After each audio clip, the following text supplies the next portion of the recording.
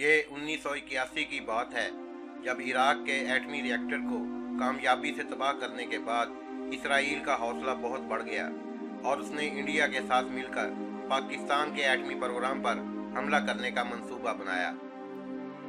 दोस्तों, ये सब बताने से पहले मेरी आपसे दरख्वास्त है कि आप हमारे चैनल को सब्सक्राइब करें और बेल आइकन को लाजमी दबा दें ताकि हर नई आने वाली वीडियो का नोटिफिकेशन आपको फौरी तौर पर मिल सके। 1980 की दहाई का दरमियानी अरसा था। इंडियन गुजरात के जामनगर एयरफील्ड पर इसराइली जहाज़ों का एक स्क्वाड्रन पाकिस्तान के कोहोटा एटमी प्लांट पर हमला करने के लिए बिल्कुल तैयार था।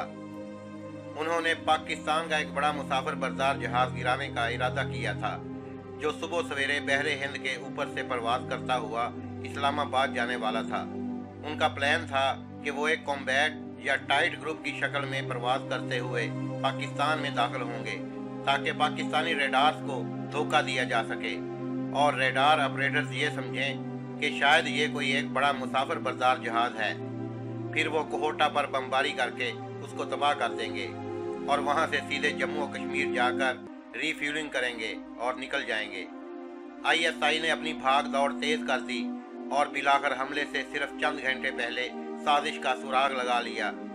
यानी हमला सुबह 4 बजे होना था और जनरल मोहम्मद ज़ियाउल हक को रात 12 बजे इतला दी गई। जनरल मोहम्मद ज़ियाउल हक ने सारी सूरत हाल का तेजी से जायजा लिया और फौरी तौर पर फैसला किया कि हमले को रोका नहीं जाएगा बल्कि नाकाम बनाया जाएगा ताकि पाकिस्तान को जवाबी हमले का जवाब मिल सके। फौरन ही एक भरपूर जवाबी हमले का प्लान बनाया गया। पाकिस्तानी एयरफोर्स के 3 दस्ते तश्कील दिए गए। पहले के ज़ुम्मे ये काम था कि वो इसराइली जहाज़ों के हमले को नाकाम बनाए और उनको मार गिराए। दूसरे दस्ते को मुंबई ट्रोम्बे में मौजूद इंडिया के भाभा न्यूक्लियर प्लांट को तबाह करने का टास्क मिला, जबकि तीसरे दस्ते को नजीब डेजर्ट में मौजूद इसराइल के डेमो नानीनुक्लियर प्लांट को तबाह करने का टास्क दिया गया। लेकिन इसराइल पर हमले में मसला ये था कि पाकिस्तानी जहाज वहां रिफ्यूलिंग ना कर पाते और उनका गिरना लाजमी था, यानी वापसी नहीं थी। इसलिए 4 जवानों की ज़रूरत थी। जब एयरफोर्स के जवानों से पूछा गया तो 10 तैयार हो गए और उनमें से 4 का इंतखाब करने के लिए पूरा डालना पड़ा। हर जवान ये एजाज़ हासिल करने के लिए बेचैन था। कहा जाता है कि जनरल ज़ियाउल हक की अज़्म हिम्मत, कुव्वत फैसला और जंगी हिकमत अमलियों से खौफजदा इंडियन जनरल्स इस हमले के हक में नहीं थे और इसको खुदकुशी करार दे रहे थे। उनको कायल करने में इसराइल और इंदिरा गांधी ने बहुत मेहनत की थी। जनरल ज़ियाउल हक और पाकिस्तानी एयरफोर्स शिद्दत से हमले के मुंतज़िर थे। वो इसको 2 बड़े दुश्मनों को उनकी एटमी कुव्वत से महरूम करने का एक सुनहरी मौका समझ रहे थे। अमरीकी सैटेलाइट ने पाकिस्तानी जहाज़ों की गैर मामूली नकलो हरकत को नोट किया और फौरन इसराइल और इंडिया को आगाह किया। उन्होंने नहायत भोंडे अंदाज में अपने मिशन से पसपाई इख्तियार कर ली। इसको छुपाया भी ना जा सका। नतीजे में पूरी दुनिया में दोनों की सुबकी हुई। तब पाकिस्तान ने इसराइल को खबरदार किया कि पाकिस्तान इराक है, ना पाकिस्तानी फ़ौज इराकी फ़ौज है। आइंदा ऐसी किसी भी मुहिम जोई को इसराइल के लिए एक भयानक ख्वाब में तब्दील कर दिया जाएगा। ख़वातीन और हज़रात, ये जनरल ज़ियाउल हक की थे जिनको अल्लाह ताला ने ख़ास ताकत दे रखी थी कि उनके दौर में कोई पाकिस्तान की तरफ मैली आंख से भी नहीं देख सकता था। वो अल्लाह के नेक बंदे और फरिश्ता सिफ्त इंसान थे। उन्होंने खुलफाए राशिदीन वाला काम अपनाया हुआ था ताकि आम लोगों के बारे में, उनके हालात के बारे में जान सकें। वो रात के पिछले पहर बगैर किसी को जानते हुए फ़ोन किया करते थे और उनके हालात से आगाही हासिल करते थे। जब वो बताते थे कि मैं सदर पाकिस्तान जनरल मोहम्मद ज़ियाउल हक बात कर रहा हूँ, तो लोगों को यकीन नहीं आता था कि क्या इस दौर में भी ऐसे हुक्मरान मौजूद हैं जो खुलफाए राशिदीन के नक्शे कदम पर चल रहे हैं।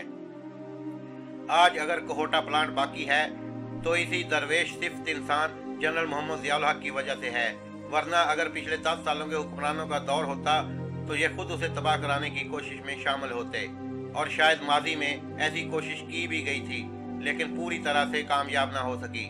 सुना गया कि किसी ने कहा था कि मुझे 100 अरब अमरीकी डॉलर दे दो, मैं एटमी हथियारों को तबाह करने के बारे में मुकम्मल मालूमात दे दूंगा।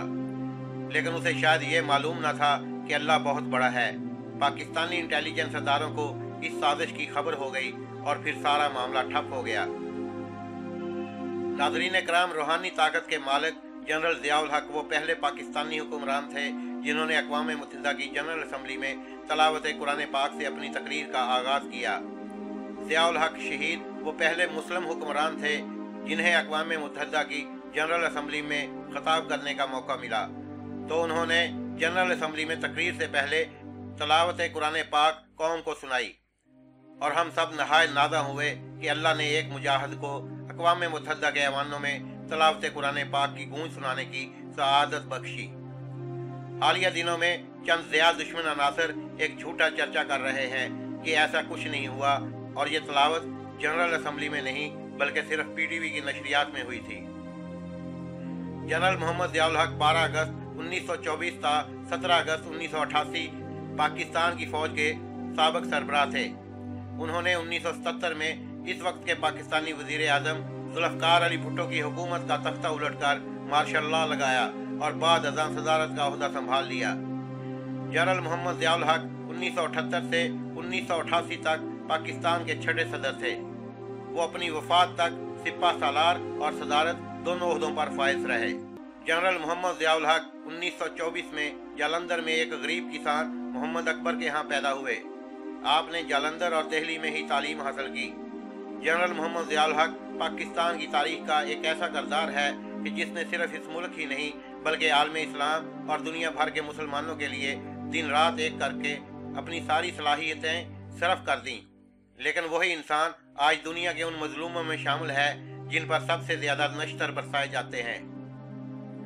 जनरल मोहम्मद ज़िया उल हक ने भारत जैसे मक्कार दुश्मन की हर चाल का मुंह तोड़ जवाब देकर कौमी सालमियत की हिफाजत की, जिसने शराब व फाहिश लिटरेचर का खात्मा किया, जिसने ज़कात व उशर और नमाज का निज़ाम कायम किया, जिसने खाना काबा में इमामत कराई। जनरल ज़िया उल हक को खाना काबा में इमामत करवाने का एजाज़ इस वक्त हासिल हुआ जब ऐन नमाज के वक्त इमाम काबा इमामत के मसले से ये कहते हुए हट गए कि मुसलमानों के इमाम तो जनरल साहब आप हैं, आप इमामत कराएं। फिर जब उन्होंने नमाज में कुरान पाक की तलावत शुरू की तो आंखों से आंसुओं की झड़ियाँ और हिचकियाँ बंद गईं। जनरल साहब खुद भी रोए और उनकी इक्तदा में नमाज पढ़ने वालों पर भी रिक्कत तारी हो गई।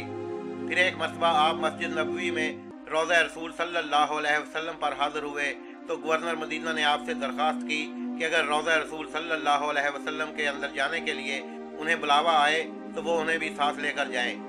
जनरल साहब ने कहा, आप तो मदीना के गवर्नर हैं, आप जब चाहें रोज़ा रसूल में जा सकते हैं।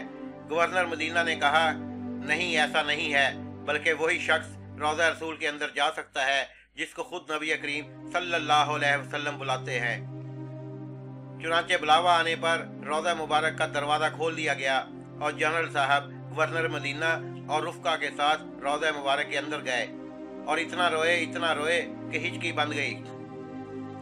उम्मत मुसलमा और पाकिस्तान के लिए दुआ करके जब जनरल ज़िया उल हक रोज़ा मुबारक से बाहर निकलने लगे तो रोज़ा अतहर के दरवाजे के चाबी बरदारों ने जनरल साहब का बाजू पकड़ लिया और उनसे कहा कि दोबारा हजूर सल्लल्लाहु अलैहि वसल्लम के रोज़ा मुबारक के अंदर जाएं और सलाम अर्ज करें। इस तरह जनरल ज़िया उल हक वाहिद मुसलमान हुक्मरान है जिन्हें एक ही रोज़ में 2 मरतबा रोज़ा रसूल सल्लल्लाहु अलैहि वसल्लम के अंदर जाने की सआदत हासिल हुई।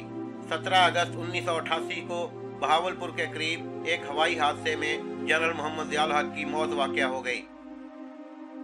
जनरल मोहम्मद ज़िया उल हक का जनाजा 19 अगस्त 1988 को शाह फैसल मस्जिद इस्लामाबाद पाकिस्तान में पढ़ाया गया।